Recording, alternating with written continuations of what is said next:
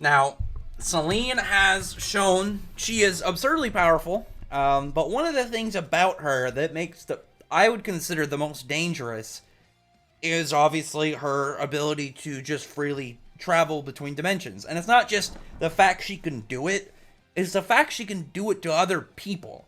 Like, imagine if you were fighting Selene, say you get into a situation like they finally got to the point of like Selene is at the last bits of her fight. She's about to go down. She's almost out of magic. She's her dragon abilities have run their course, and she's about to lose. And then she says, "Nope," teleports out of there, teleports people away from her, or just maybe like teleports somebody in to help her.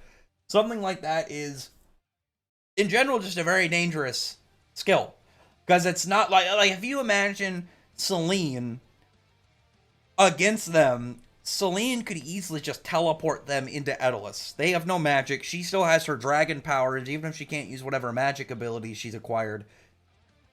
GG.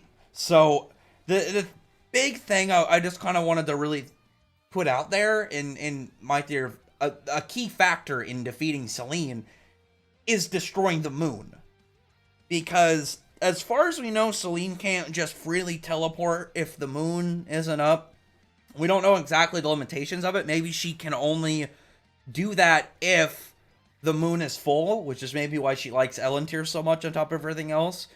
And maybe like that would explain like an aspect of her just being an Elentier. It's like, well, it's something that only moon dragons can do at certain periods of time. But she go into Elentier where there's always a full moon, or there's something special. Because then I guess wouldn't she just go to Edelus? But obviously Edelus doesn't have magic. Maybe she'll try and figure out a way to connect this, because like, that's one of the things, just as a side thing, of I wonder how her thoughts are of Edelus, because Edelus has like freaking 10 moons, but she likes the moon from Elentier because it just never waxes. It's always full. It's always this just a full state, bright-ass moon ready for her to use. But I think it makes a lot of sense just from both a story point aspect, because they're going to have to do that if they're going to even hope to beat her.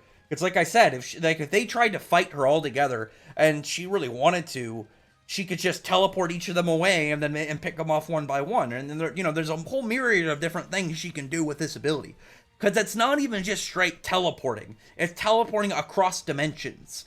And we don't even know how many dimensions there are in total that she is aware of. Is it only the 3, or is there 10, 20? Who knows how many? But on top of that, like, Mishima's been doing a lot of callbacks in 100 Years Quest. He's been doing a lot of just nods at earlier events and aspects of the story. And obviously, all the way back in Kaluna Island, one thing that they wanted the Fairy Tail Maincast to do was destroy the moon, when they thought it was the moon that was what was turning them into demons, and not obviously that they were demons, but the moon drip had caused like this layer, like this crystallized film, just to kind of form over the island, and that messed with their memories, like something like that. I think it would also obviously fit really well now into both the story aspect wise, but it would make sense power wise, because like at the start of the series, them destroying the moon would have been crazy.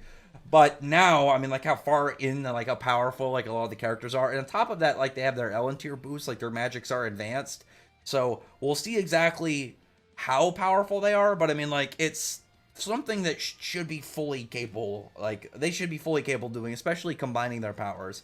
Like, it's not like it would just be like Wendy or Lucer do it. Like, it would probably come down to Natsu and Urza. And I mean, like, Natsu alone, like Natsu with Dragon Force, him being able to obliterate the moon is something that I feel like he could do, after, like, we know how powerful he is already, and then we know, like, how powerful of a boost Dragon Force is, and then some of the stuff that he's done lately, like, this fight with Alderaan and whatnot.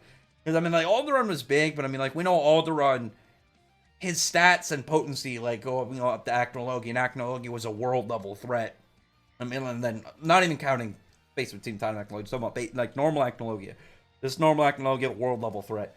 But that's mostly that I just want to put out. I don't want to make this a very long video. I just wanted to kind of like put this again out like on my channel for when it happens, because I do think it's very likely to happen.